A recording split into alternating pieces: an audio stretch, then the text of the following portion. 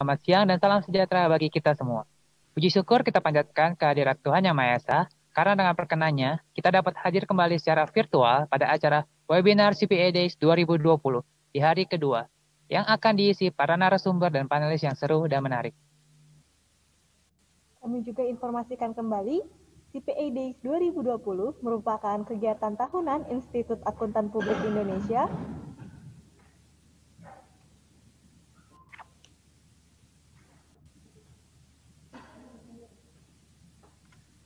Maaf, saya ulangi.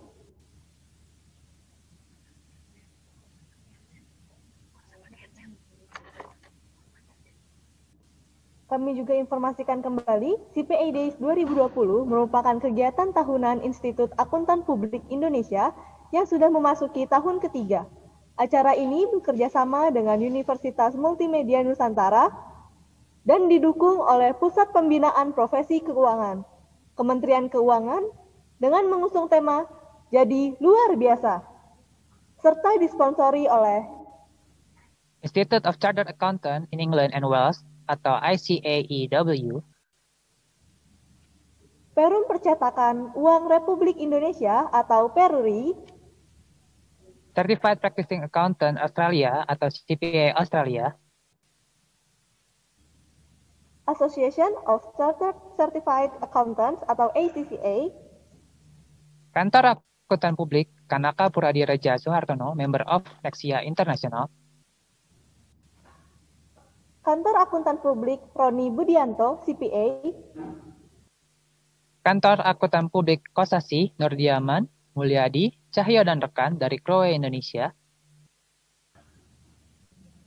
Kantor Akuntan Publik Doli, Bambang, Sulistianto, Dadang, dan Ali, Member of BKR International, Kantor Akuntan Publik Purwantono, Sungkoro, dan Surja dari Ernst Young,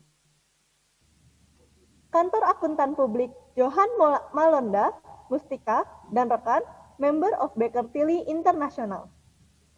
Merupakan suatu kehormatan bagi kami, Anastasia Citadewi, dan rekan saya, Arif Mujiono, untuk memandu acara pada siang ini. Sebelumnya, kami ingin menyapa semua yang telah bergabung bersama kita pada siang hari ini. Yang terhormat, Bapak Agung Firman Sampurna, Ketua BPK RI. Selamat siang, Bapak. Apa kabar?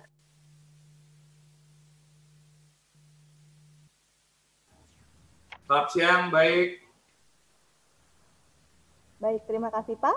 Yang kami hormati Bapak Tarko Sunaryo, selaku Ketua Umum Institut Akuntan Publik Indonesia. Selamat siang Bapak, apa kabar? Selamat siang, kabar baik, makasih. Baik, terima kasih Bapak. Serta yang kami hormati seluruh jajaran Dewan Pengurus dan Pengawas IAPI, serta para pejabat UMN yang telah ikut bergabung pada kegiatan siang hari ini. Dan tidak lupa, kami ucapkan selamat datang kepada Bapak, Ibu, para undangan, dan seluruh peserta yang sudah bergabung melalui YouTube Live IAPI. Memasuki acara webinar ini, kami persilahkan kepada Bapak Tarko Sunaryo, selaku Ketua Umum IAPI, untuk memberikan kata sambutan dari IAPI. Terima kasih. Suara saya bisa didengarkan ya? Iya, bisa Pak. Makasih. Selamat siang. Assalamualaikum warahmatullahi wabarakatuh. Salam sejahtera untuk kita seluruhnya. Yang kami hormati Bapak Firman Agung Sampurna, Ketua BPK Republik Indonesia. Yang kami hormati Bapak Suartono, kemudian juga Bapak Ibu pengurus yang lain dari IAPI dan pengawas yang hadir join pada siang hari ini. Pertama-tama kita panjatkan puji dan syukur kita kehadirat Tuhan Yang Maha Kuasa.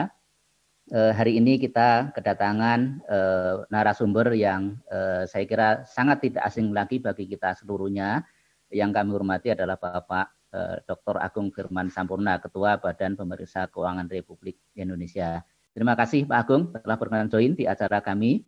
Nah, tentu ini adalah merupakan kehormatan bagi IAPI. Bapak telah berkenan untuk nanti memberikan arahan, memberikan pandangan terkait dengan bagaimana pengembangan profesi di kemudian hari. Kemudian juga kami mengucapkan terima kasih kepada para pihak yang telah mendukung kegiatan ini, seperti dari Universitas Multimedia Nusantara, kemudian juga para sponsor, dan kemudian juga yang tidak kalah penting adalah dari para hadirin yang telah berkenan join pada acara siang hari ini. Pak Agung yang kami hormati, dapat kami sampaikan Pak bahwa acara CPED pada hari ini diselenggarakan atas kerjasama antara IAPI dengan Universitas Multimedia Nusantara. Diselenggarakan 2 hari, yaitu adalah tanggal 3 hari kemarin dan kemudian hari ini Pak.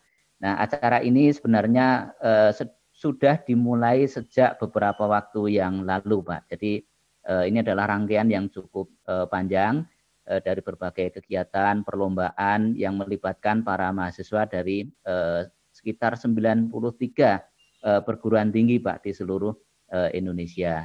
Jadi sudah dimulai sejak kira-kira tanggal 25 September, Pak, bulan lalu.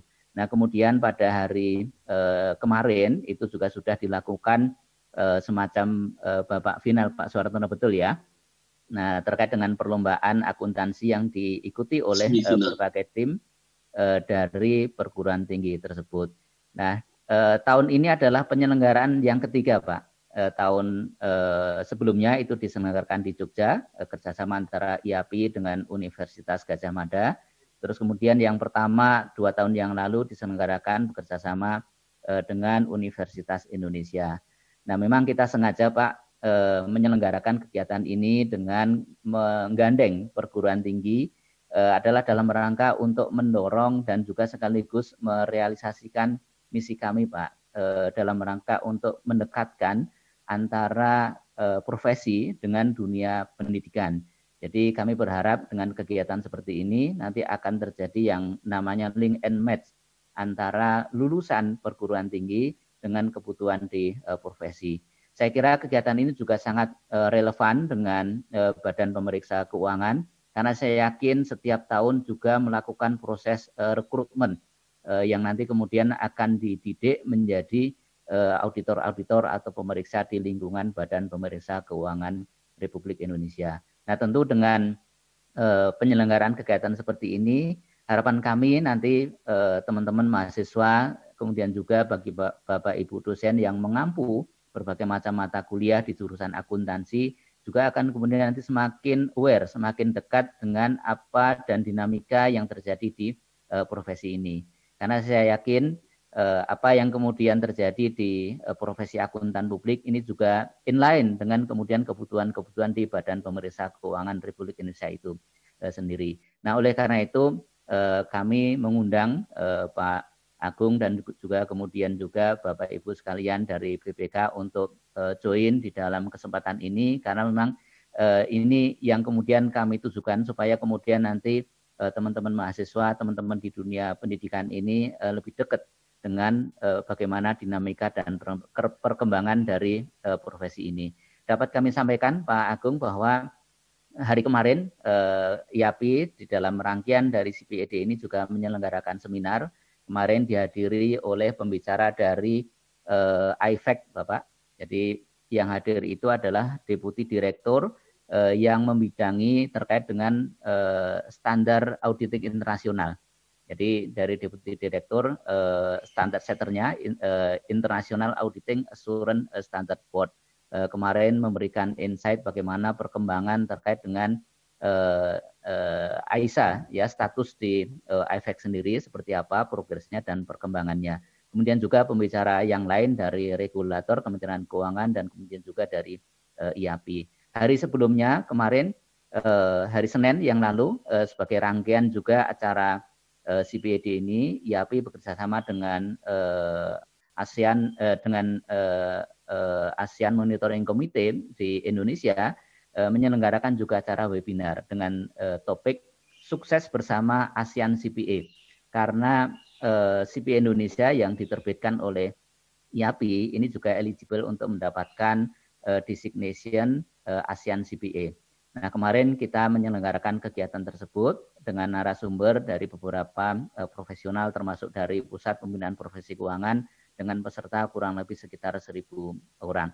Nah, jauh hari sebelumnya kira-kira di akhir bulan Oktober kemarin kami juga menyelenggarakan training for lecturer, Pak. Jadi selama kurang lebih seminggu kami mengadakan webinar dengan berbagai topik auditing, kode etik, kemudian juga standar akuntansi, Nah, dengan peserta khusus adalah para dosen-dosen di perguruan tinggi yang di total dari kepesertaan kira-kira sekitar 1.000 peserta. Ini kegiatan yang memang dalam rangka juga untuk mendorong kesiapan para dosen-dosen agar kemudian lebih inline pemahamannya dan selalu up to date dengan perkembangan. Kemudian juga di sebelumnya sekitar tanggal 13 Oktober kami di IAPI juga menyelenggarakan webinar yang masih inline dengan kegiatan CPED ini, yaitu adalah menyelenggarakan webinar dengan pembicara dari IFAC dan dari IIRC, Pak, dengan topik adalah mengenai integrated reporting dan key audit matters dengan peserta sekitar 1.000 orang. IIRC ini adalah suatu organisasi internasional yang menerbitkan suatu framework, Pak, pelaporan keuangan, pelaporan yang lebih terintegrasi yang disebut sebagai integrated reporting yang mencakup sisi finansial maupun sisi non finansial yang lebih mengutamakan pengukuran dari sisi value added dari berbagai macam kegiatan-kegiatan yang dilakukan oleh suatu entitas. Nah, kemarin sudah dilakukan dan dihadiri dan mendapatkan sambutan yang positif baik dari IFAC sendiri maupun juga dari IRC, kemudian juga dari Kementerian Keuangan dan stakeholders yang lainnya. Nah, ini kira-kira Bapak yang dapat kami sampaikan sebagai background acara kegiatan CPD ini dan sekaligus juga berbagai macam rangkaian dari acara CPD ini dan seperti yang kami sampaikan di awal bahwa kegiatan ini memang kami lakukan secara tahunan dan dalam rangka untuk mendekatkan profesi akuntan publik, profesi auditing ya kepada dunia pendidikan. Nah, di sisa sore hari ini juga nanti ada beberapa topik yang nanti akan disampaikan oleh narasumber yang lainnya. Jadi memang full day, Pak, selama 2 hari ini sebagai rangkaian puncak acara kegiatan tersebut. Nah, mungkin ini, Pak, yang dapat kami sampaikan ke Bapak sekaligus untuk mengawali kegiatan seminar sore hari ini dan kami mohon arahan dan sambutan dari Bapak. Kira-kira mungkin nanti untuk memberikan input, masukan supaya kemudian nanti kegiatan seperti ini dapat senantiasa ditingkatkan kualitasnya sehingga kemudian nanti bisa memberikan manfaat yang optimal tidak saja bagi para teman-teman di akuntan publik kemudian di dunia pendidikan tetapi juga termasuk nanti disinkronkan, di-inline-kan dengan apa yang menjadi interest di Badan Pemeriksa Keuangan. Dan kami sekali lagi, Pak, mengucapkan terima kasih atas waktu Bapak dan kemudian juga arahan dan sambutan dari Bapak sehingga kemudian kegiatan ini dapat memberikan nilai yang maksimal. Dan mohon maaf kalau seandainya ada kekurangan di dalam proses kegiatan ini dan kami nanti sampaikan kepada Bapak. Silakan, Pak, nanti untuk menyampaikan arahannya dan terima kasih kami akhiri. Assalamualaikum warahmatullahi wabarakatuh.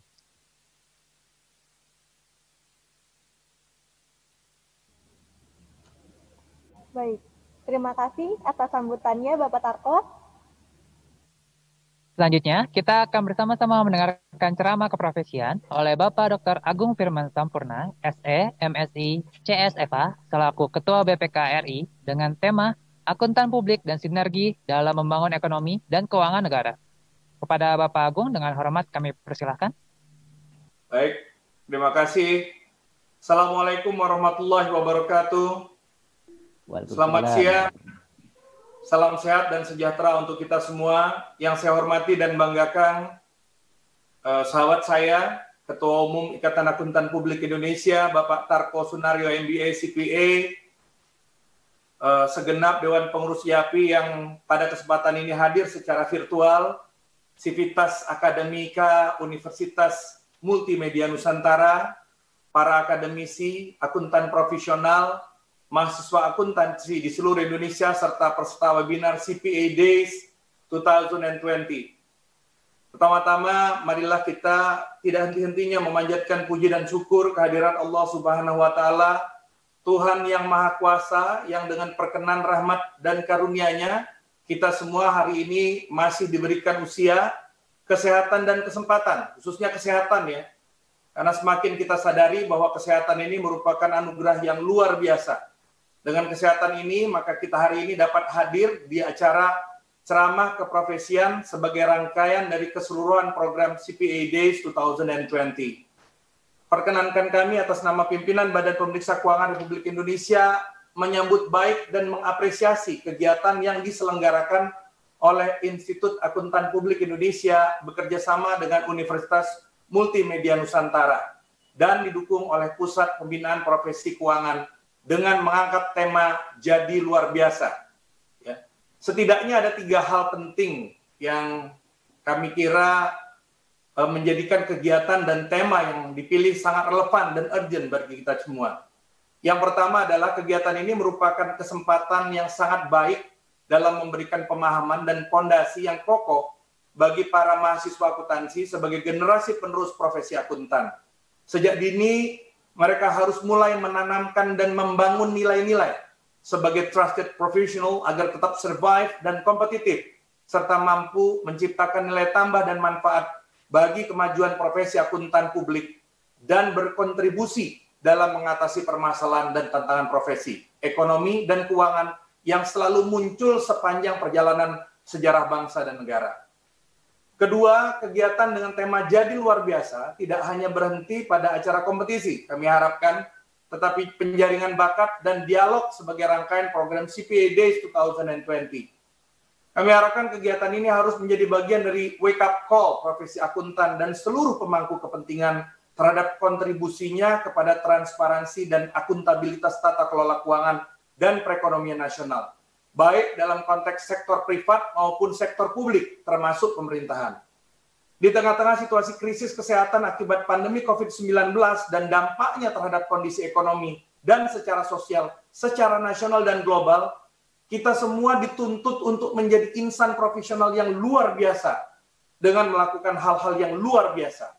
Kita dituntut untuk meningkatkan sinergi dan kolaborasi dalam mengatasi permasalahan bangsa saat ini dan sekaligus memperkokoh diri menjadi bangsa yang maju dan kompetitif dalam menghadapi tatanan new normal pasca pandemi COVID-19.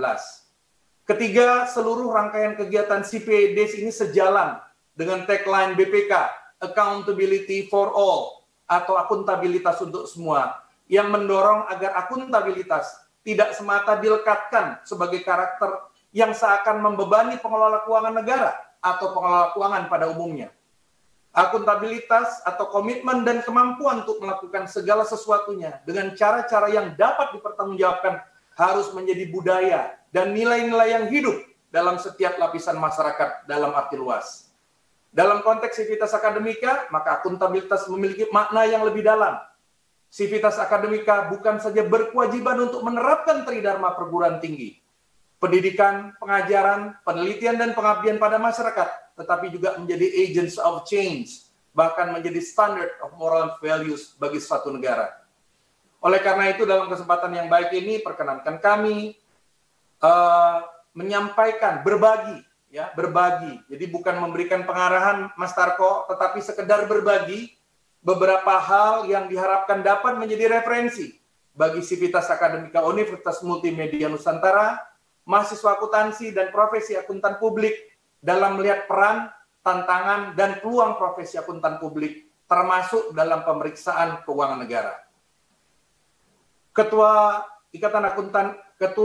Institut Akuntan Publik Indonesia dan peserta webinar yang saya hormati, Undang-Undang Nomor 5 Tahun 2011 tentang Akuntan Publik memberikan landasan yang kuat bagi perlindungan dan kepastian hukum bagi masyarakat dan profesi akuntan publik. Tidak banyak profesi di Indonesia yang memiliki keistimewaan dengan diatur tersendiri di dalam satu undang-undang. Hal ini menandakan bahwa profesi akuntan publik merupakan profesi yang memiliki peran penting dan strategis dalam pengambilan keputusan tata kelola di Indonesia. Keutamaan peran akuntan publik dalam hal ini adalah memberikan keyakinan atas kualitas informasi keuangan dengan memberikan pendapat yang independen atas kewajaran penyajian informasi dalam laporan keuangan. Mencermati penting dan strategisnya peran akuntan publik, maka undang-undang yang menjadi payung hukumnya secara khusus dibuat dengan tujuan. Yang pertama adalah untuk melindungi kepentingan publik. Kedua, mendukung perekonomian yang sehat, efisien, dan transparan. Ketiga, memelihara integritas profesi akuntan publik. Keempat, meningkatkan kompetensi dan kualitas profesi akuntan publik. Dan kelima, melindungi kepentingan profesi akuntan publik sesuai standar dan kode etik profesi. Dalam setidaknya 10 tahun terakhir, kebutuhan peran profesional akuntan semakin meningkat. Hal ini diindikasikan dengan semakin banyaknya jabatan puncak pengambil keputusan di berbagai organisasi pemerintah maupun swasta yang dipercayakan kepada akuntan. Penting untuk ditekankan di sini bahwa pencapaian posisi tertinggi dalam satu organisasi bukanlah menjadi cita-cita utama profesi ini. Ya, walaupun banyak, tetapi bukan merupakan cita-cita yang utama. Karsa dan karya, atau dalam istilah saat ini komitmen dan kinerja yang nyata dan terukur dalam berbagai aktivitas tata kelola yang memberikan manfaat bagi negara dan bangsa jauh lebih utama bagi profesi akuntan dan akuntan publik. Penting untuk ditekankan bahwa peningkatan kinerja satu profesi sangat dipengaruhi oleh kompetensi. Kompetensi adalah faktor penting yang menentukan daya saing. Aspek daya saing menjadi sangat urgent untuk diangkat dalam kesempatan ini. Mengingat batas-batas negara yang semakin tipis, sehingga mobilitas profesional antar negara nyaris tidak dapat dibatasi oleh sekat-sekat formal. Menipisnya sekat-sekat formal antara negara ini oleh Kenichi Omai, ya, dalam tulisannya tahun 1991 disebut sebagai borderless world, adalah bagian dari fenomena globalisasi dan berdampak terhadap persaingan berbagai profesi, khususnya profesi akuntan. Globalization is reality, not a choice. Itu disampaikan oleh Jernan and Mick tahun 2001. Yang dalam kesempatan ini, saya pikir dimaknai sebagai meningkatnya persaingan dalam profesi akuntan yang mengharuskan adanya peningkatan kompetensi.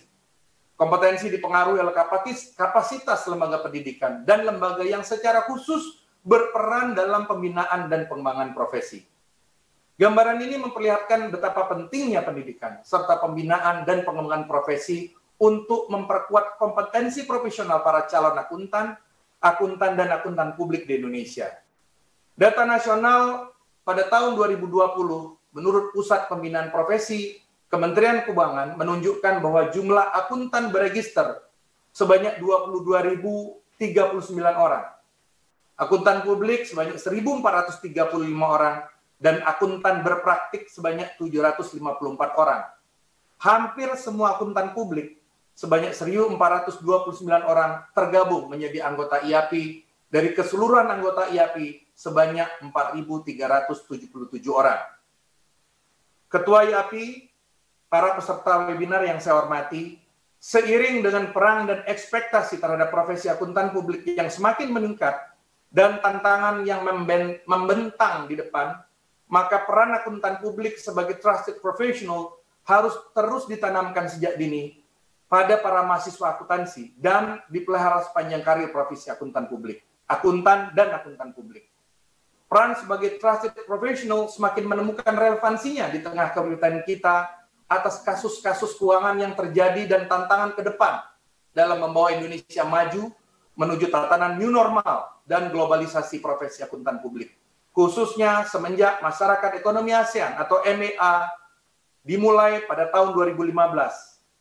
Sebagai ilustrasi, jumlah ASEAN CPA saat ini berjumlah 4.738 orang dengan rincian Indonesia sebanyak 1.788, Malaysia sebanyak 1.089, Singapura 733 orang, Thailand 647 orang, Myanmar 403 orang, Filipina 73 orang, Brunei 5, dan Kamboja, Laos, Vietnam belum memiliki ASEAN CPA.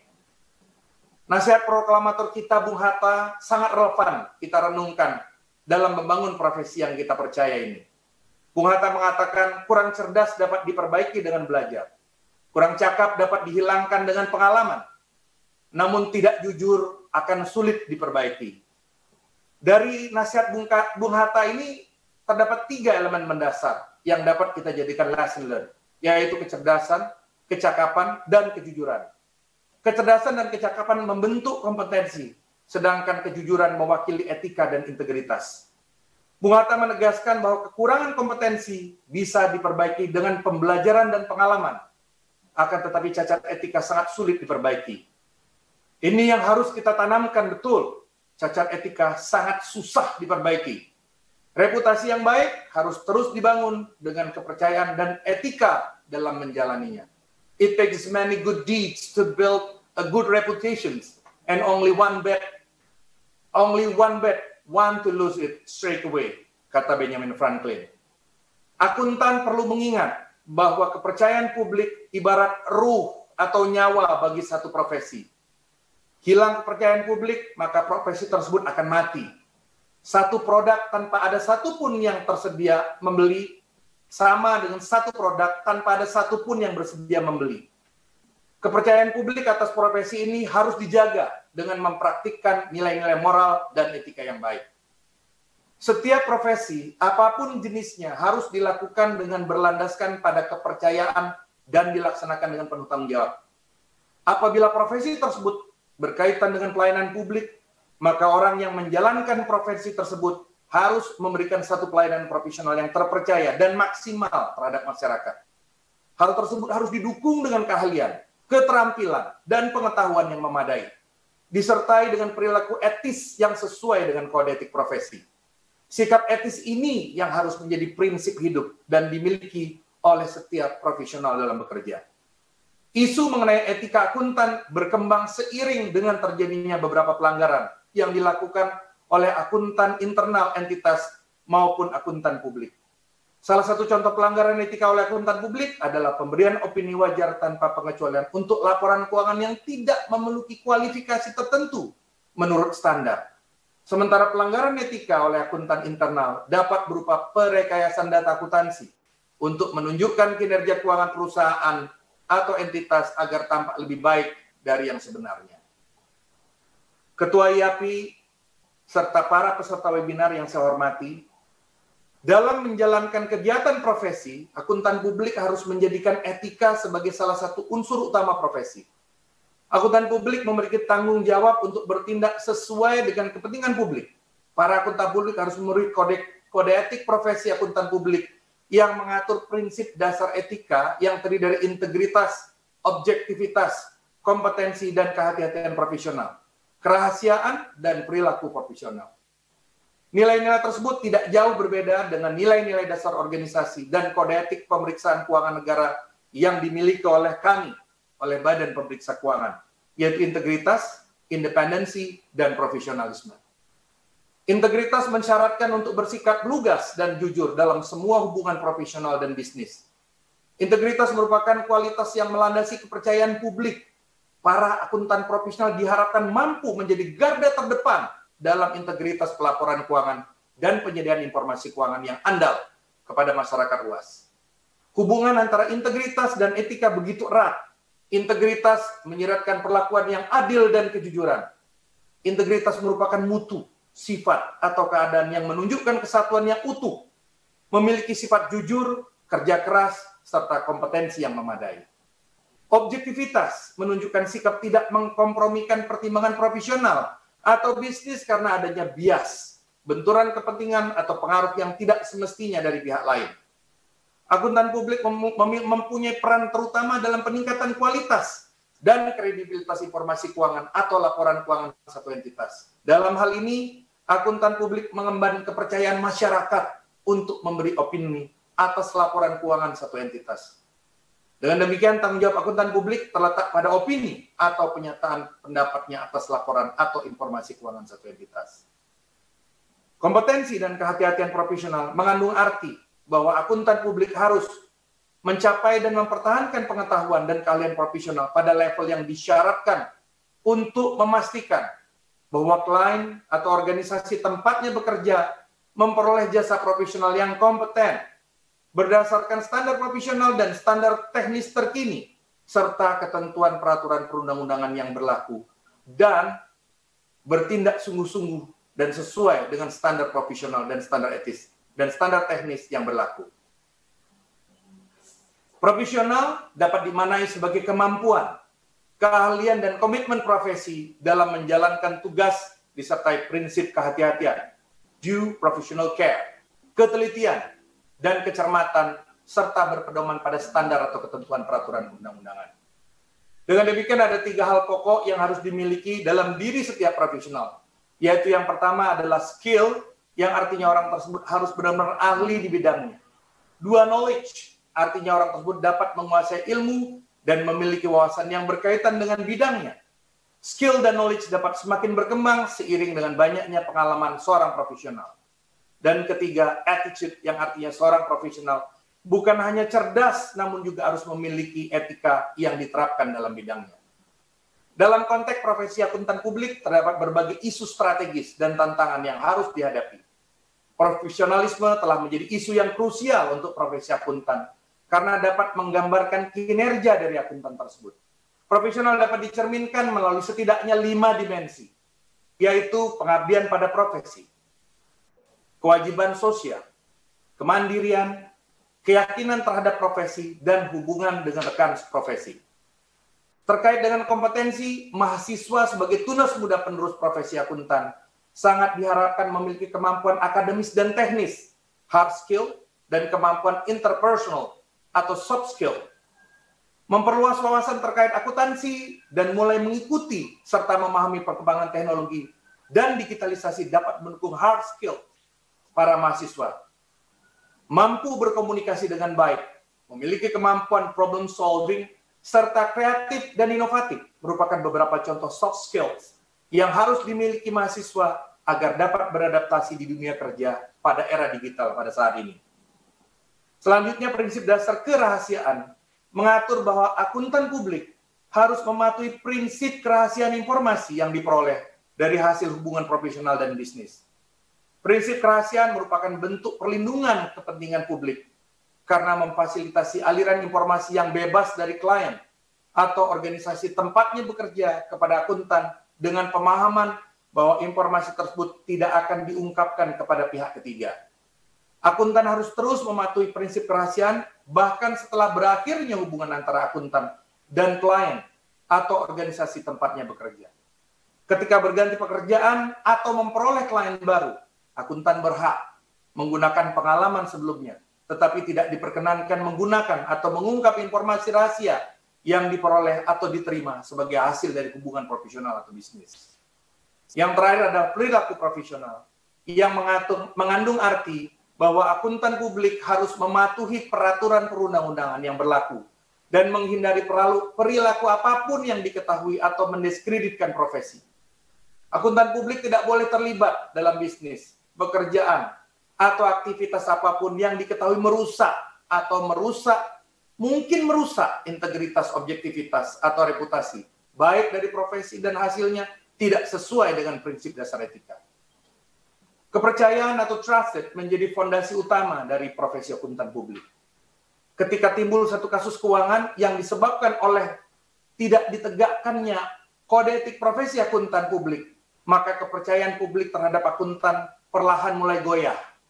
Beberapa kasus keuangan yang terjadi di dunia internasional maupun yang menimpa salah satu maskapai penerbangan nasional dan industri jasa keuangan menunjukkan adanya kecurangan atau rekayasa akuntansi dalam penyajian laporan keuangan. Bercermin dari kasus tersebut, kerjasama publik atas kinerja akuntan publik perlu ditingkatkan. Hal ini wajib menjadi refleksi bagi profesi akuntan publik dalam menata kembali kepercayaan publik untuk menjadi trusted professionals. Kepercayaan publik menjadi faktor yang sangat esensial dalam menjalankan profesi ini. Untuk itu kami menghimbau dan mengajak kepada segenap keluarga besar akuntan publik Indonesia untuk senantiasa meningkatkan kualitas profesi akuntan dan berpegang teguh kepada kode etik profesi, serta selalu bekerja sesuai dengan standar yang telah ditetapkan, di mana integritas merupakan kualitas yang melandasi kepercayaan publik tersebut. Ketua IWAPI dan para peserta webinar yang saya hormati, dalam perekonomian kita mengenal adanya istilah transformasi struktural.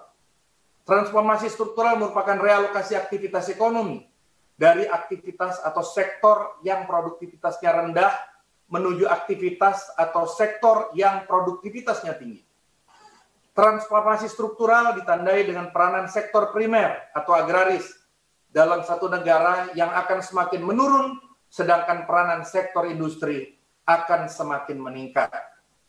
Pada saat saya kuliah S1, ini sangat terkenal, teorinya dikemukakan oleh Senery dan Sirquin. Dan salah satu ekonom Indonesia, Pak Muhammad Arsyad Anwar, sering mengutip teori tersebut dalam berbagai artikel ilmiahnya. Terjadinya perubahan struktural tersebut dapat disebabkan oleh berbagai faktor, seperti perubahan sifat manusia dalam kegiatan konsumsinya dan terjadinya perubahan teknologi yang terus-menerus berlangsung.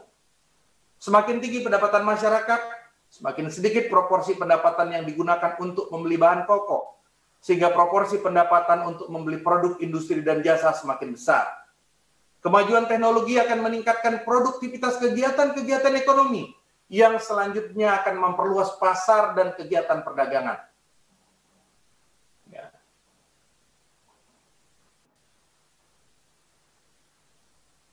Proses transformasi struktural akan disertai dengan perubahan pada aspek demografi, yaitu sisi ketenaga kerjaan, di mana akan terjadi perubahan pada jumlah dan jenis profesi atau pekerjaan yang tersedia dalam perekonomian. Alokasi tenaga kerja akan semakin terus meningkat pada sektor yang lebih produktif, yaitu industri dan jasa, dan akan menurun pada sektor primer. Saat ini jumlah pekerja berdasarkan sektor, baik di dunia maupun di Indonesia, telah menegaskan terjadinya proses transformasi struktural sebagaimana yang saya sebutkan tadi. Data World Bank tahun 2020 selama 3 dekade terakhir menunjukkan bahwa telah terjadi peningkatan signifikan terhadap jumlah pekerja yang bekerja pada sektor jasa, di mana pada tahun 2020 telah mencapai sekitar 50% dari jumlah pekerja di seluruh dunia. Hal sebaliknya terjadi pada sektor agrikultur, di mana jumlah pekerja terus mengalami penurunan.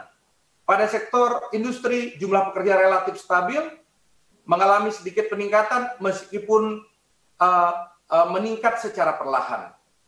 Senada dengan hal tersebut, data BPS 2020 juga menunjukkan kondisi yang serupa di Indonesia. Selama 3 dekade terakhir, jumlah pekerja di sektor jasa secara keseluruhan terus mengalami peningkatan secara signifikan dan hampir mencapai 50% dari jumlah seluruh pekerja. Sektor jasa tersebut mencakup seluruh jasa yang tersedia dalam perekonomian, seperti jasa pendidikan, kesehatan, keuangan, komunikasi, dan jasa lainnya, termasuk akuntan dan auditor. Dengan demikian, tren nasional dan dunia menunjukkan bahwa sektor jasa akan terus menjadi bidang pekerjaan utama di masa depan.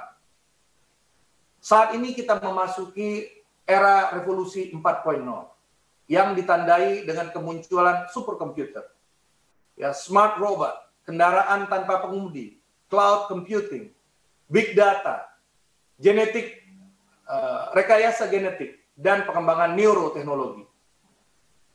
Kegiatan nanoteknologi. Kegiatan manufaktur telah terintegrasi melalui teknologi wireless dan big data secara masif.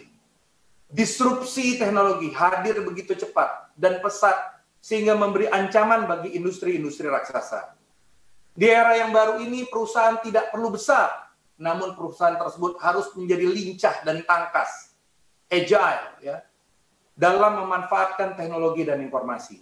Berbagai macam kebutuhan manusia telah banyak menerapkan dukungan internet dan dunia digital sebagai wahana interaksi dan transaksi. Di Indonesia sendiri, beberapa model bisnis dan pekerjaan telah terdampak arus digitalisasi. Misalnya, toko konvensional yang mulai tergantikan dengan online, marketplace, serta moda transportasi manual yang mulai tergantikan dengan sistem online. Atau setidak-tidaknya dilengkapi dengan online marketplace, atau online atau pembelanjaan online. Selain itu, era Society 5.0 sebagai respon dari revolusi industri 4.0 juga sudah diperkenalkan oleh pemerintah Jepang sejak tahun 2019. Society 5.0 merupakan sebuah masyarakat yang berpusat pada manusia yang menyeimbangkan kemajuan teknologi dan menyelesaikan satu masalah melalui sistem yang mengintegrasikan dunia maya dan ruang fisik. Berbagai kegiatan manusia dijalankan dengan memanfaatkan kecanggihan teknologi, robot, drone, artificial intelligence, dan big data. Kehadiran revolusi 4.0 dan society 5.0 membawa perubahan pada penyesuaian pekerjaan manusia, mesin, teknologi, dan proses di berbagai bidang profesi, termasuk profesi akuntan. Profesi akuntan dituntut untuk dapat menyesuaikan dengan perkembangan teknologi informasi yang berkembang pesat, di mana beberapa tantangan yang muncul untuk profesi akuntan antara lain Yang pertama, pengukuran dan penilaian biaya dan manfaat penggunaan teknologi pada dunia cloud computing dan social networking. Pengelolaan data korporasi berbasis virtual atau internet. Proses akuntansi berkurang karena penggunaan perangkat lunak sehingga akuntansi dijalankan secara mandiri dan tidak memerlukan banyak sumber daya manusia. Penggunaan aplikasi mobile bagi perusahaan sehingga pemilik dan pemimpin perusahaan dapat mengakses data akuntansi dan menjalankan bisnis dari smartphone atau tablet. Selain tantangan dan peluang, kemajuan teknologi tersebut sekaligus memiliki sisi disruptif yang mengancam berbagai profesi, termasuk di bidang akuntansi. Pekerjaan yang memiliki karakteristik berulang, mekanistik, mudah diprediksi, dan tidak kompleks akan tergantikan oleh peran mesin, otomatisasi, komputer, robot, dan perkembangan teknologi lainnya. Tidak terkecuali terhadap pekerjaan akuntan publik yang lekat dengan karakteristik tersebut. Kemunculan aplikasi atau perangkat lunak atau software akuntansi yang mampu menampilkan dan melaporkan data dan informasi secara akurat dan real time dianggap mampu menggantikan peran yang sebelumnya dilakukan oleh akuntan dan auditor. Hal tersebut semakin didukung dengan biaya yang terjangkau dan berbagai kemudahan yang ditawarkan sehingga menjadi daya tarik tersendiri bagi perusahaan. Arus disruptif tersebut cukup meresahkan, mengingat tidak setiap akuntan dan auditor mampu menyelaraskan kemampuan mereka dengan teknologi tersebut. Selanjutnya akan muncul pertanyaan, dengan makin tingginya jumlah otomatisasi, akankah hal ini menggantikan peran akuntan publik nantinya? Ketua Institut Akuntan Publik Indonesia dan para peserta webinar yang kami hormati, dalam beberapa tahun terakhir, berbagai media menyajikan informasi tentang profesi dan pekerjaan manusia yang akan semakin berkurang perannya. Penyebabnya utamanya adalah perkembangan teknologi informasi robotik, komputerisasi dan otomatisasi lainnya. Berkembangnya teknologi informasi dan artificial intelligence diprediksi akan menggantikan sejumlah pekerjaan, di antaranya publikasi yang ada. Business Insider menyebutkan bahwa peran akuntan dan auditor akan diambil alih oleh peran robot atau komputer dalam 20 tahun ke depan.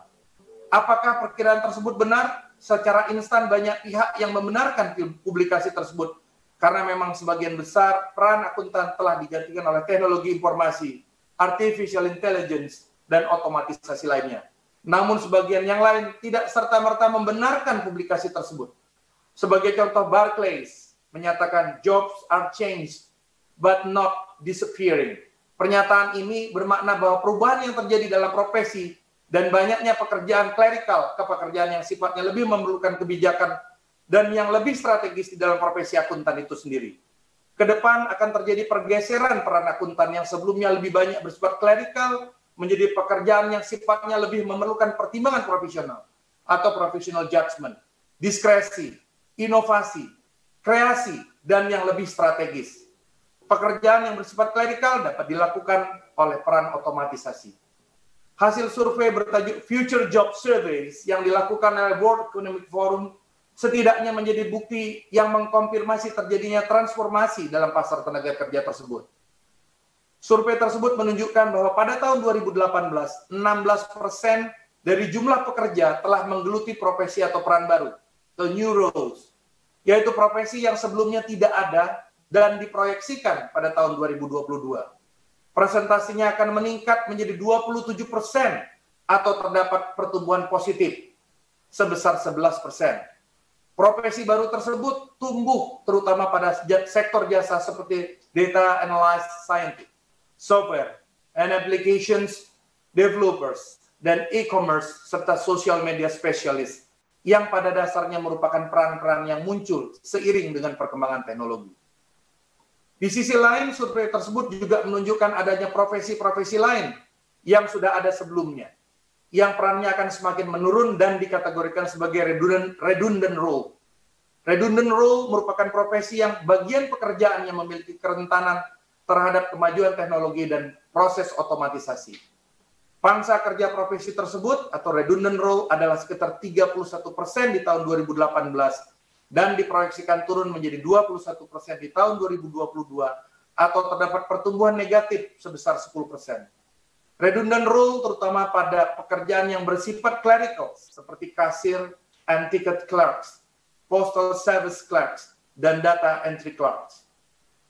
Di luar new role, redundant role tersebut terdapat sekitar 48% pekerja atau hampir separuh jumlah pekerja yang memiliki profesi dengan peran yang relatif tetap atau stabil atau stable roles dari tahun 2018 ke 2022 seperti financial and investment advisor, risk management specialist, dan database and network professional. Uraian tersebut menunjukkan bahwa otomatisasi dan kemajuan teknologi akan menyebabkan beberapa profesi atau pekerjaan perlahan menjadi sirna, seperti data entry clerks, serta accounting, bookkeeping, and payroll clerks. Namun di sisi lain akan memunculkan profesi-profesi baru, seperti data analyst and scientist, software and application developers, dan e-commerce dan social media specialist, terutama di sektor jasa untuk memenuhi peningkatan kebutuhan manusia. Lebih lanjut, survei dari World Economic Forum tersebut juga menyajikan contoh peran-peran yang termasuk dalam stable roles, new roles, dan redundant roles. Hal yang perlu kita cermati dari publikasi tersebut bahwa profesi akuntan atau auditor disebut sebagai profesi yang mengalami penurunan peran atau menjadi bagian dari redundant role. Tentu hal ini akan menjadi isu strategis tersendiri bagi profesi akuntan dan auditor, tak terkecuali akuntan dan auditor di sektor publik. Memang masih ada bagian dari peran dari pekerjaan akuntan publik yang tidak akan tergantikan oleh robot, komputer, otomatisasi, mesin, dan perkembangan teknologi lainnya, seperti pekerjaan yang memiliki lingkup yang tidak dapat diprediksi, menekankan pada hubungan personal berdasar kepercayaan dan kenyamanan, serta yang membutuhkan pertimbangan kreativitas. Kebutuhan seorang akuntan publik untuk membuat pertimbangan atau judgment, opini, dan kebijakan atau discretionary dalam proses pekerjaannya sampai saat ini belum tergantikan oleh mesin yang manapun. Otomatisasi yang diterapkan cenderung digunakan untuk membantu meningkatkan efisiensi dan efektivitas dalam menyelesaikan pekerjaan. Pekerjaan standar audit dan akuntansi keuangan yang diimplementasikan dengan pendekatan principle based juga semakin membuka ruang judgment dan kemampuan analisis manusia yang belum bisa digantikan oleh robot atau mesin. Mesin, komputer, atau robot yang telah menggantikan, yang menggunakan artificial intelligence sekalipun, belum mampu melakukan pekerjaan sebaik akuntan profesional. Peningkatan persaingan bisnis secara aspek demografi dan sosial ekonomi menuntut para akuntan untuk lebih berinovasi dan berkreasi, serta mengambil keputusan strategis berdasarkan diskresi. Hal ini juga tidak dapat tergantikan oleh teknologi artificial intelligence. Pekerjaan akuntan bergeser ke hal-hal yang lekat dengan judgment dan discretionary. Profesi akuntan harus meningkatkan keahliannya. Kebutuhan akan profesi ini meningkat sejalan dengan pertumbuhan dan persaingan bisnis global. Meskipun demikian, profesi akuntan publik harus tetap mempunyai strategi untuk menghadapi tantangan ini. Strategi yang bisa dilakukan antara lain memiliki sertifikasi, membuat orientasi tujuan, membuat manajemen waktu, selalu mutakhir atau up to date, dan menggunakan software untuk memaksimalkan performa. Untuk menghadapi tantangan Society 5.0, akuntan perlu melakukan beberapa hal, misalnya berinvestasi dalam pengembangan keterampilan digital, menerapkan prototipe teknologi baru atau learning by doing, pendidikan berbasis sertifikasi internasional, responsif terhadap perubahan industri, bisnis dan perkembangan teknologi, serta kurikulum dan pembelajaran berbasis human digital skills, khusus untuk institusi pendidikan. Otomatisasi tidak akan menggantikan fungsi akuntan publik, jika para akuntan publik justru bisa memanfaatkannya dan menjadikannya alat untuk mempermudah pekerjaannya. Sehingga para akuntan publik justru bisa mengembangkan fungsi kerjanya ke ranah yang lebih luas. Fungsi akuntan publik yang sebelumnya terbatas menjadi lebih luas dan memungkinkan mereka bekerja sama dengan klien yang lebih efektif. Teknologi yang lebih baik justru bisa mendorong fungsi dan peran akuntan publik ke arah yang lebih baik pula. Teknologi telah mengambil alih banyak pekerjaan akuntan sebelumnya, seperti pengumpulan data akuntansi, pajak, dan audit, serta menyediakan pada para pengambil keputusan. Lahirnya artificial intelligence di bidang akuntansi akan sangat memudahkan profesi akuntan dan kemudian mengubah profesi akuntan itu sendiri dari bookkeepers menjadi jasa pemberian saran profesional atau advisory services seperti analisis pengendalian internal dan analisis informasi bagi manajemen, terutama terkait strategi keuangan perusahaan. Analisis akuntan keuangan juga berpindah dari sifat retrospektif menjadi prospektif atau prediktif. Seorang akuntan di masa depan hendaklah menguasai teknologi dan memiliki keterampilan interpersonal yang kuat, di mana kompetensi antara akuntan ke depan akan meningkat sejalan dengan pertumbuhan dan persaingan bisnis global. Akuntan paling baik adalah yang diminati, adalah mereka yang menawarkan kemampuan analisis data, memiliki kemampuan komunikasi yang mumpuni, mampu membangun relasi, memiliki kreativitas tinggi, memiliki pemahaman bisnis, dan menguasai teknologi. Pendidikan akuntansi yang berkualitas dengan pengembangan keterampilan interpersonal yang kuat, kemampuan bahasa asing yang baik, keragaman pengalaman dan pikiran terbuka dapat menjadi kunci sukses karir profesi akuntan di masa yang akan datang. Dengan dunia global yang saling terhubung, dihubungkan dengan tren teknologi dan digital yang membawa inovasi baru di dunia bisnis, menjadikan lingkungan bisnis dengan sendirinya harus berevolusi ke dalam ekosistem digital. Akuntan sebagai bagian dari ekosistem ini perlu mengembangkan kompetensi dengan mendefinisikan kembali keterampilan baru dan sifat-sifat yang harus dikuasai agar sukses di masa depan. Kolaborasi dan saling ketergantungan telah menjadi syarat kesuksesan dewasa ini. Dengan demikian, akuntan akan memiliki akses penting untuk memastikan transparansi dalam bisnis dan pemerintah. Untuk menghadapi kompetisi dan menjawab tantangan di era big data, seorang akuntan sebaiknya memiliki rencana aksi atau action plan.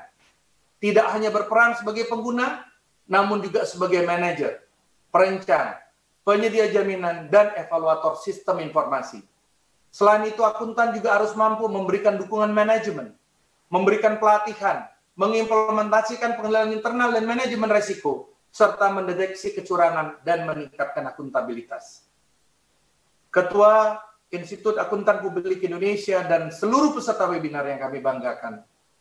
Kalau sebelumnya kami telah menyampaikan panjang lebar mengenai peran, tantangan, dan peluang yang luar biasa yang dihadapi para mahasiswa akuntansi dan profesi akuntan publik secara umum, pada bagian selanjutnya kami akan sedikit mengulas mengenai peran dan informasi penting bagi akuntan publik dalam lingkup pemeriksaan keuangan negara.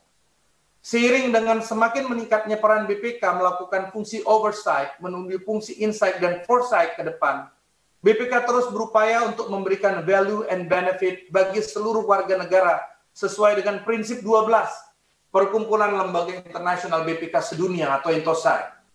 BPK memberikan kesempatan yang seluas-luasnya kepada akuntan publik untuk turut serta meningkatkan kualitas, transparansi dan akuntabilitas keuangan negara melalui pemeriksaan atas laporan keuangan pemerintah, kementerian lembaga, dan pemerintah daerah.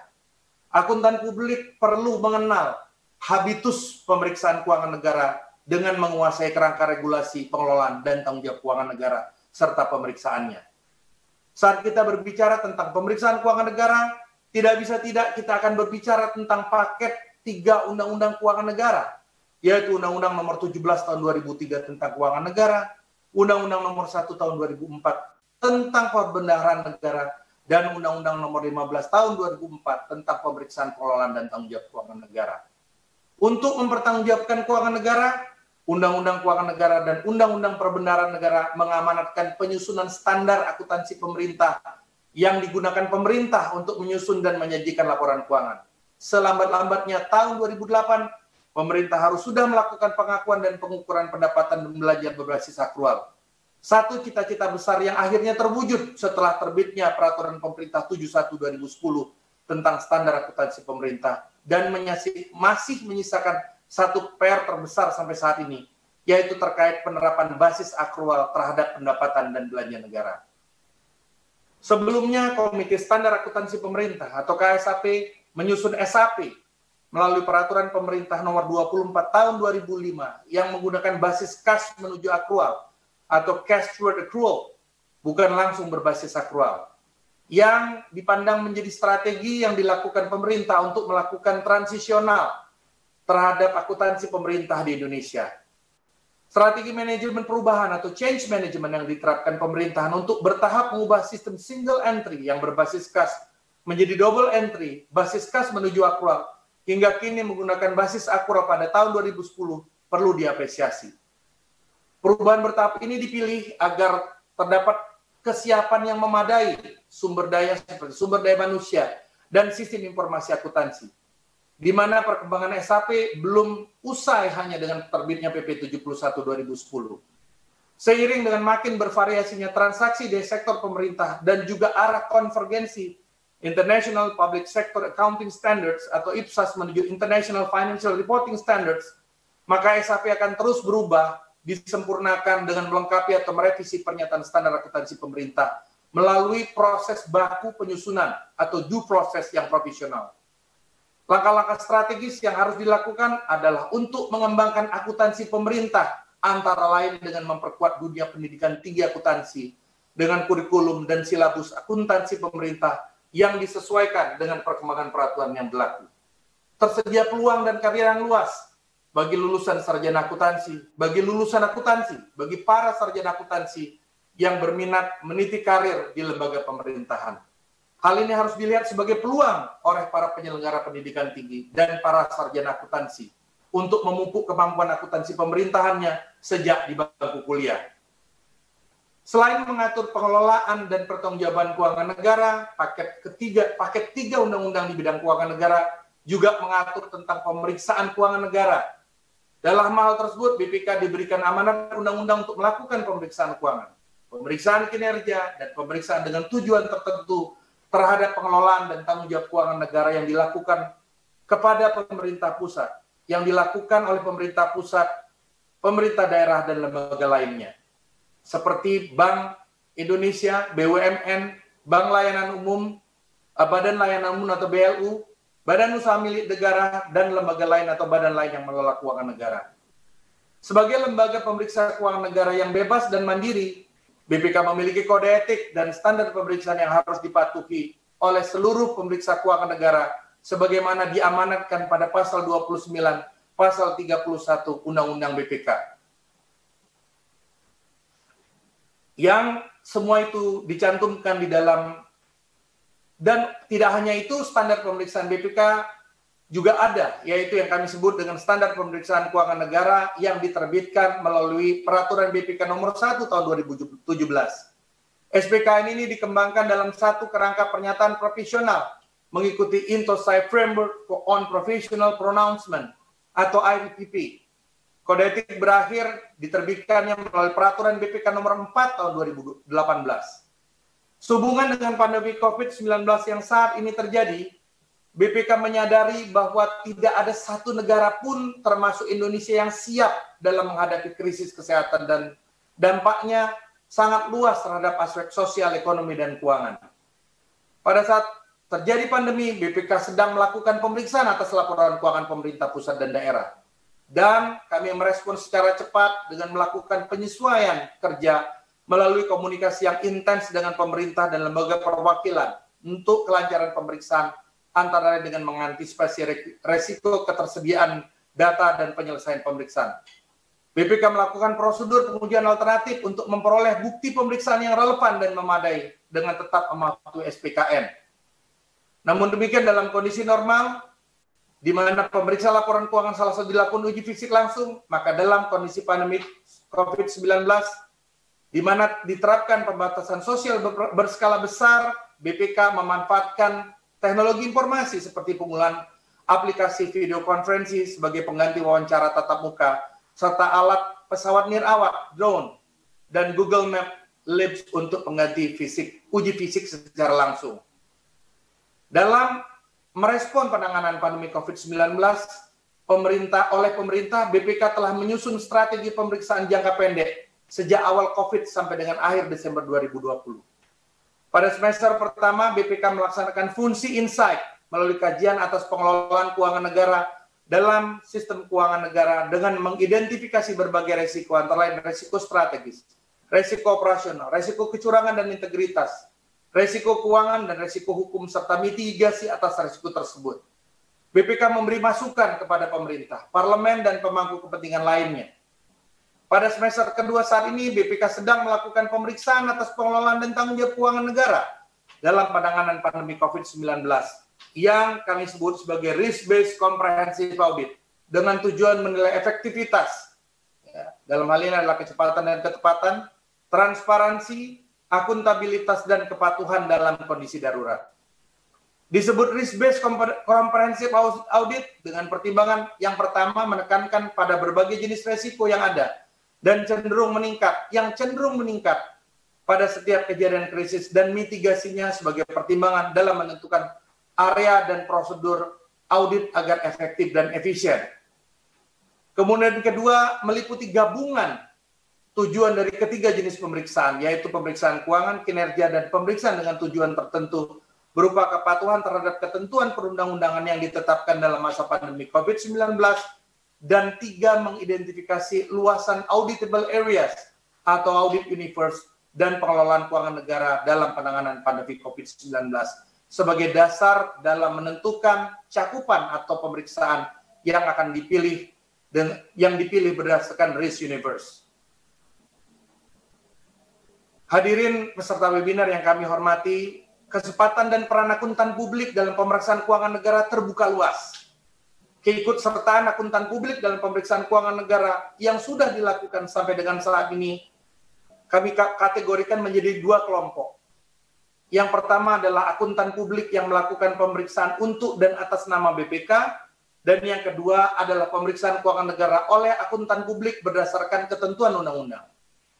Pada pasal 9 huruf G Undang-Undang Nomor 15 Tahun 2006 tentang BPK, diberikan wewenang bagi BPK untuk menggunakan tenaga pemeriksa di luar BPK yang bekerja untuk dan atas nama BPK. BPK mengundang akuntan publik untuk ikut melakukan pemeriksaan laporan keuangan kementerian lembaga dan laporan keuangan pemerintah daerah untuk dan atas nama BPK. Pemberdayaan tenaga pemeriksa di luar BPK ini mempertimbangkan keterbatasan jumlah pemeriksa laporan keuangan, peran BPK yang semakin meningkat, dan pemeriksaan kinerja, serta meningkatkan kapasitas akuntan publik dalam peningkatan pemeriksaan atas laporan keuangan pemerintah.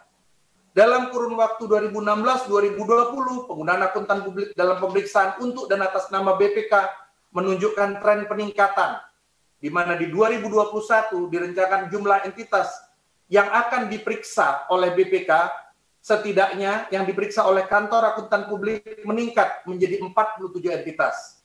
Proses pengadaan jasa pemeriksaan laporan keuangan untuk dan atas nama BPK akan segera dibuka pengumuman lelang pada bulan November 2020. Di mana bagi kantor akuntan publik yang belum terdaftar di BPK dapat segera melakukan registrasi setiap waktu dan mengikuti sertifikasi sesuai jadwal yang telah diatur di dalam Badan Diklat Pemeriksaan Keuangan Negara. Transparansi dan akuntabilitas keuangan negara semakin meningkat dari tahun ke tahun berdasarkan hasil pemeriksaan BPK yang menunjukkan kenaikan jumlah entitas yang memperoleh opini, WTP. Namun demikian penting untuk dipahami bahwa BPK tetap aware terhadap kondisi tersebut dan tidak mengendurkan ketajamannya dalam melakukan pemeriksaan. Pemeriksaan oleh kantor akuntan publik untuk dan atas nama BPK juga dilakukan terhadap entitas. Kita lakukan untuk entitas-entitas yang telah memperoleh opini WTP dengan tingkat resiko yang relatif rendah. Kategori kedua dari peran akuntan publik dalam pemeriksaan keuangan negara adalah pemeriksaan keuangan oleh akuntan publik berdasarkan ketentuan undang-undang. Di mana LHP atas keuangan negara yang dihasilkan oleh akuntan publik berdasarkan undang-undang tersebut wajib disampaikan kepada BPK untuk dievaluasi mengikuti tata cara yang ditetapkan BPK. Evaluasi atas LHP oleh akuntan publik dilakukan berdasarkan panduan yang pelaksanaan evaluasi atas kinerja penggunaan kantor akuntan publik atau KAP. Evaluasi yang dilakukan penilaian secara menyeluruh meliputi 3 jenis evaluasi, yaitu evaluasi kinerja, KAP, kinerja pemeriksaan KAP, dan kinerja pengelolaan penggunaan KAP. Hasil penggunaan pemeriksaan akuntan publik dan evaluasi tersebut selanjutnya disampaikan BPK kepada lembaga perwakilan sehingga dapat ditindaklanjuti sesuai dengan kewenangannya. Ini bagian khususnya untuk pemeriksaan KAP terhadap badan usaha milik negara.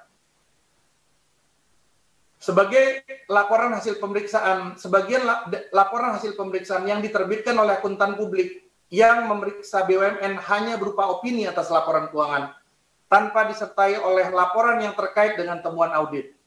Laporan temuan audit hanya disampaikan kepada manajemen dan tidak untuk dikonsumsi oleh pemangku kepentingan lain. Hal ini berbeda dengan laporan hasil pemeriksaan yang diterbitkan oleh BPK. Selain menerbitkan opini atas laporan keuangan, BPK juga menerbitkan dua laporan, yaitu laporan hasil pemeriksaan atas efektivitas sistem pengendalian intern dan laporan hasil pemeriksaan atas laporan kepatuhan terhadap ketentuan perundang-undangan. Pada tanggal 20 Februari 2020 yang lalu, sebagai informasi, BPK telah menginisiasi pembentukan Institut Pemeriksa Keuangan Negara sebagai organisasi profesi bagi para pemeriksa keuangan negara yang bertujuan mengembangkan dan mendayagunakan potensi pemeriksa bagi kepentingan bangsa dan negara. Pembentukan IPKN diharapkan memberikan manfaat bagi pemeriksa untuk berbagi pengetahuan dan pengalaman melalui penyelenggaraan seminar, workshop, dan pengembangan profesi, di mana organisasi ini juga berperan menjaga profesionalisme anggota melalui penindakan atas pelanggaran kode etik. Pembentukan IPKN merupakan kebutuhan profesi dan menjadi wujud konkret dari tagline BPK Accountability for All, sekaligus pemenuhan amanah dari Peraturan Pemerintah Nomor 11 Tahun 2017 tentang Manajemen Pegawai Negeri Sipil dan Peraturan Menteri Pendayagunaan Aparatur Negara dan Reformasi Birokrasi Nomor 49 Tahun 2018 tentang Jabatan Fungsional Pemeriksa. Peraturan Menteri Pendayagunaan Aparatur Negara dan Reformasi Birokrasi tersebut mengatur bahwa BPK bertugas memfasilitasi pembentukan organisasi profesi, jabatan fungsional pemeriksa, dan pembentukan organisasi profesi paling lama 5 tahun sejak peraturan tersebut diundangkan. Di mana saat ini pemeriksa keuangan negara yang telah memiliki kualifikasi dan persyaratan ditetapkan dapat mengikuti program Certified State Finance Auditor. Kehadiran IPKN selain meningkatkan profesionalisme pemeriksa keuangan negara juga dapat menjadi wahana untuk meningkatkan hubungan dengan organisasi profesi lain, termasuk IAPI dan sekaligus bagi pemeriksa BPK dengan profesi akuntan dan auditor internal pemerintah dalam rangka meningkatkan kualitas pemeriksaan keuangan negara melalui organisasi IPKN ini. BPK membuka peluang bagi kantor akuntan publik dan aparat pengawas internal pemerintah untuk bergabung dalam rangka memperoleh informasi, pengetahuan, dan kompetensi di bidang pemeriksaan keuangan negara. Pemeriksa yang menjadi anggota IPKN bukan hanya pemeriksa BPK, namun juga berasal dari pengawas internal dan akuntan publik yang memeriksa keuangan negara untuk dan atas nama BPK sesuai dengan peraturan perundang-undangan. Ketua Ikatan Akuntan Publik yang saya banggakan, hadirin peserta webinar yang kami hormati, saya pikir demikian tadi beberapa pemikiran yang dapat kami sampaikan kepada para mahasiswa akuntansi, profesi, akuntan publik, dan akuntan publik, serta para pemangku kepentingan yang hadir dalam kesempatan istimewa ini untuk menjadi luar biasa. Dalam yang pertama, membangun profesi akuntan publik sebagai trusted professional.